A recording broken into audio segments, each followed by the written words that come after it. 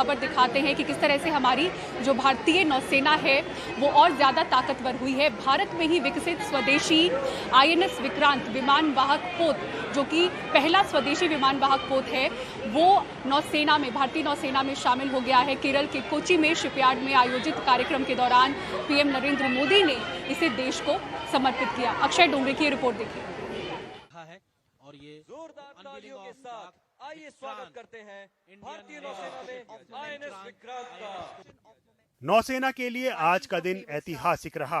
25 साल बाद INS विक्रांत नए रूप में नौसेना की आन बान और शान बन गया।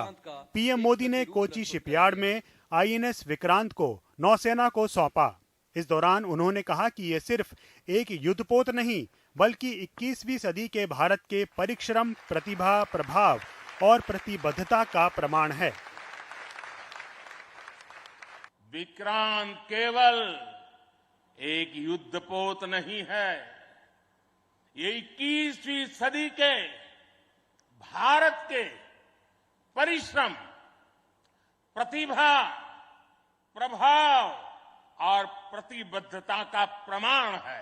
आजादी के आंदोलन में हमारे स्वतंत्रता सेनानियों ने जिस सक्षम, समर्थ और शक्तिशाली भारत का सपना देखा था,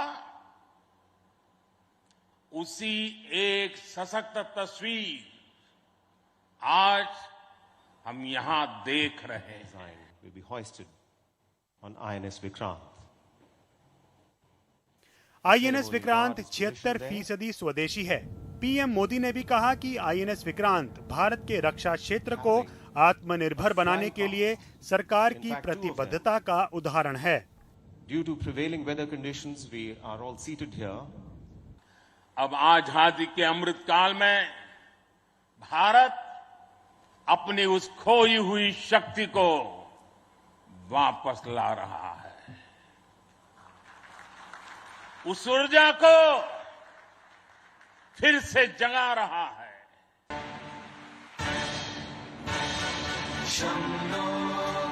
इसके साथ ही नौसेना में एक और बड़ा बदलाव हुआ। नौसेना को नया ध्वज मिल गया। इसमें से क्रॉस का लाल निशान हटा दिया गया है, जो ब्रिटेन के झंडे यूनियन जैक से लिया गया था। नौसेना के लिए ध्वज में अब तिरंगा और अशोक चिन्ह है और ये छत्रपति शिवाजी महाराज से प्रभावित है। नौसेना के लिए ध्वज का अनावरण करते हुए PM मोदी ने कहा कि भारत ने औपनिवेशिक अतीत को पीछे छोड़ दिया है।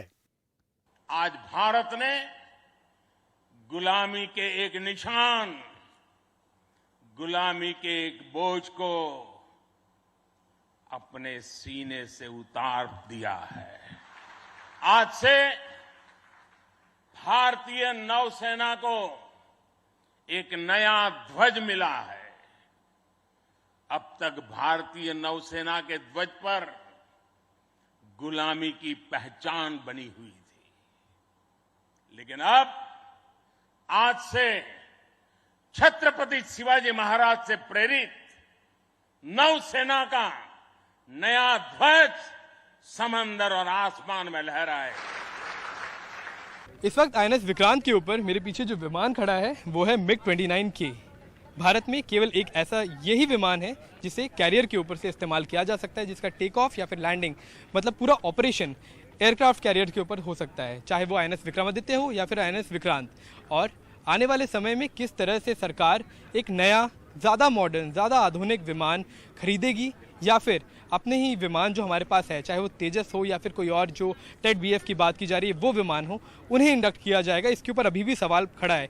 लेकिन चाहे वो राफेल M हो या फिर अमेरिका का F-18 सुपर हॉर्नेट, इन दोनों में से भी अगर कोई विमान आता है तो उससे एयरक्राफ्ट कैरियर्स की क्षमता काफ़ी ज़्यादा बढ़ जाएगी।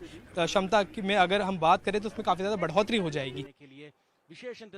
मौजूदा हालात में जब चीन लगातार हिंद महासागर में गतिविधियां बढ़ा रहा है और भारत के सामने बड़ा खतरा भी है, INS विक्रांत के नौसैनिक अपनी तैनाती के लिए तैयार हैं।